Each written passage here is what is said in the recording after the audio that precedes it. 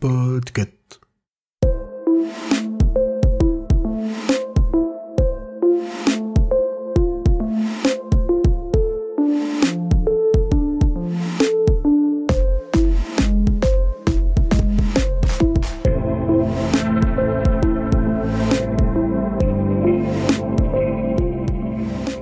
Bonjour à toutes et à tous, vous écoutez le numéro 105 de la Gazette du Maine, le podcast de Stephen King France qui vous résume l'actualité de Stephen King. Je suis Émilie et je suis très heureuse de vous emmener avec moi en balade dans le Maine pour vous conter les nouvelles informations depuis le 27 mai.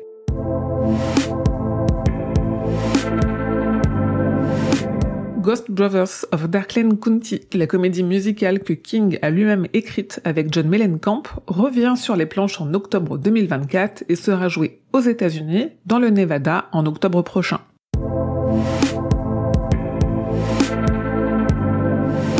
Côté adaptation, on a des nouvelles du film Marche ou crève que prépare Francis Lawrence. Cooper Hoffman et David Johnson ont été annoncés au casting et on a appris au passage que le tournage débutera le 22 juillet.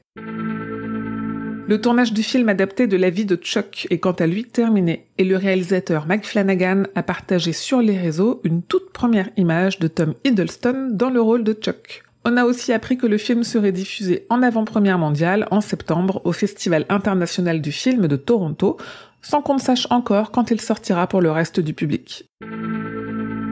L'adaptation en film de Le Singe avance aussi, puisque le tournage étant terminé, on a appris que la sortie aux États-Unis se ferait en février 2025, sans date annoncée pour l'instant pour la France. Au passage, le réalisateur et scénariste Osgood Perkins a dévoilé que son film a une volonté de fun en famille à l'ancienne.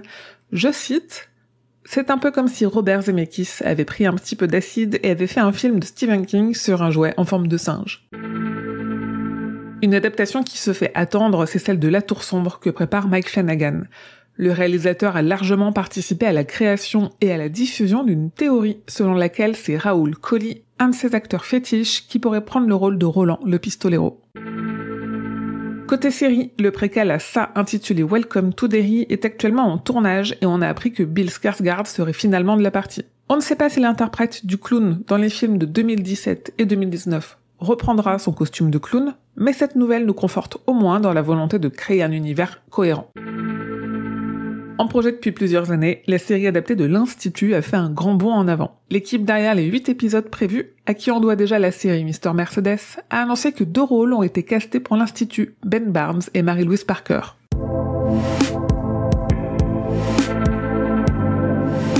Comme chaque 19 du mois, un nouvel épisode du podcast La 19e Palabre est sorti le 19 mai. Avec Grand Poil et Zéphiriel, on approche de la fin de Terre perdue, le tome 3 de La Tour Sombre, dans ce 18e épisode que vous pouvez retrouver sur YouTube et sur toutes vos applis de podcast. Et ce mois-ci, avec le roi Stephen, on a aussi sorti un épisode de podcast consacré à la nouvelle Laurie de Stephen King, disponible gratuitement en e-book et récemment intégré dans son recueil You Like It Darker. Not Just Horror, le livre de Lyle Jas Librairie sur Stephen King, s'est un peu dévoilé. Il paraîtra en France aux éditions ActuSF le 24 septembre et contiendra notamment 2 entretiens inédits avec l'auteur. Aux États-Unis, la toute première convention dédiée à Stephen King a été annoncée. La King Con se tiendra à Las Vegas en octobre et promet des invités de marque, mais la présence de King lui-même n'est pas prévue. Avez-vous vu Sous la Seine, le film français actuellement sur Netflix à propos de la présence d'un requin dans la Seine pendant une grande compétition sportive? Si le film n'est pas très bien noté, il cartonne à l'international depuis que Stephen King a posté sur X, anciennement Twitter, qu'il avait adoré. Toujours sur X, King a rendu hommage à Donald Sutherland, acteur dont on a appris le décès la semaine dernière et qui avait notamment joué le rôle de Monsieur Harrigan dans la récente adaptation de la nouvelle Le téléphone de Monsieur Harrigan.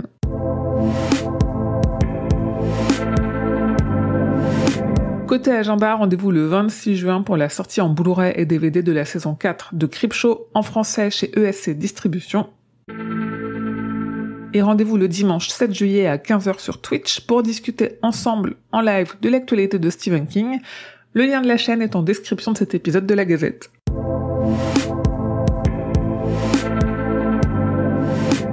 Et voilà, c'est tout pour cette Gazette numéro 105. Merci de votre écoute et de vos partages. Continuez à partager les contenus de Stephen King France sur vos réseaux. Ça me permet de rester visible face aux algorithmes qui sont de plus en plus sévères et n'hésitez pas à aller mettre 5 étoiles à cette gazette sur votre appli de podcast pour l'aider à être bien référencé.